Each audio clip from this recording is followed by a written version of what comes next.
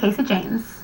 All right, I'll agree with the dudes part. I don't know about the epic or the bad part. I think we're all right. Thank you, Jana. You're doing a fantastic job on the top 20. I am here with my pal Casey James. It's good to see you again. It's good to be here, man. Great to see you. You get fuzzy.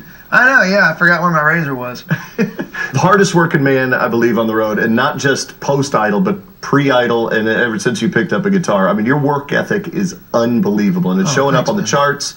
Let's Don't Call It a Night, and now your second single, Crying on a Suitcase, and at the beginning of what looks to be a fantastic career. But that work ethic, where does that come from?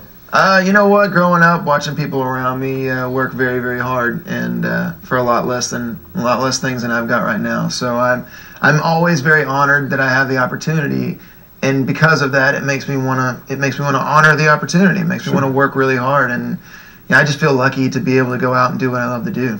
Talk to Vince Gill, you talk to Keith Urban, you talk to Brad Paisley, even Hunter Hayes now. They all share a similar story of how the guitar at some point or a large point of their life was their best friend, and that was the door would close to the bedroom and it would just be you and your buddy in the room. Is it a similar story? Absolutely. And you know what's funny is that, like, looking back now, I never thought I never realized I was practicing. Like, I never even thought about it. But all my friends said, man, we never saw you without your guitar, like, ever. I mean, that's all you did, day and night, like, you were playing guitar. Yeah. And it's just something that, I guess, when you enjoy it, you don't think about it as work, so it's kind of the same thing as now. Your army of fans were disappointed when you didn't win Idol, but you say coming in third was probably the best thing for you? No doubt. I mean, for me, it sounds like I don't want to sound disrespectful at first and second because, I'm sure they're very happy with where they're at and the way things turned out, but if I had to choose, and it's not just because I ended up getting third, I was praying very hard that I would get third because of a lot of reasons, but mainly, I was blessed with the time to make the album that I wanted to make and the way that I would like to make it, and that's due to my label and a lot of other reasons, but just really happy, man. Just really happy that I got the opportunities that I got. And it's so cool to see the music that came out on this. It shows the effort that went into it. It also shows the diversity of what you do as a musician. You're not a country artist. You're not a pop artist. You're not a blues artist. You're not a bluegrass artist. You're basically a big stew.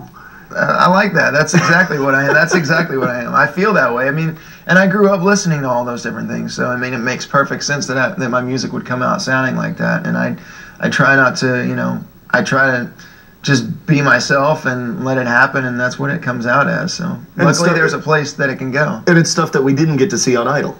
Yeah. That's a funny thing, especially when you talk about, I talk with people on a day-to-day basis. They say, well, we thought you would be this, we thought you would be that. And I get everything from pop, country, rock, blues, folk. I mean, everybody has their own idea of what it was, and the reason is because you're doing covers. I mean, you can't... And people had their favorite cover songs that you did, and that's what they wanted you to become. Absolutely. And I mean, everybody has their own opinion, but I mean, it's very difficult to make a judgment on what somebody is musically when they're doing covers. I mean, you just do what you have to do to get by. Started with Let's Don't Call It a Night, made it all the way up to number 20. Great start. Great start. Yeah. And then now we're working on Crying on a Suitcase, which has matched that success. Alrighty. And it's still got a ton of momentum. That's got to feel great. Yeah, it feels really good. It's interesting to see the different dynamics between that song and this one as far as the way that it's moving and the reception that it's getting. And it's been really traveling fast. And, I don't even like to talk about it because it's just I feel really lucky. I understand how big of a deal it is to have those opportunities and have things like that happen. So I'm just happy, man. I'm happy that it's going well. And I try to focus on what I can do, which is going out, connecting with fans, putting on great live shows, which I like to believe that we're doing. I got a great band. We have fun.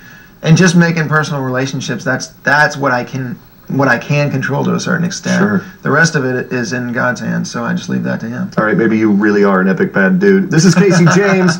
After the break, we're going to see Crying on a Suitcase on GAC's Top 20 Countdown. We'll be right back.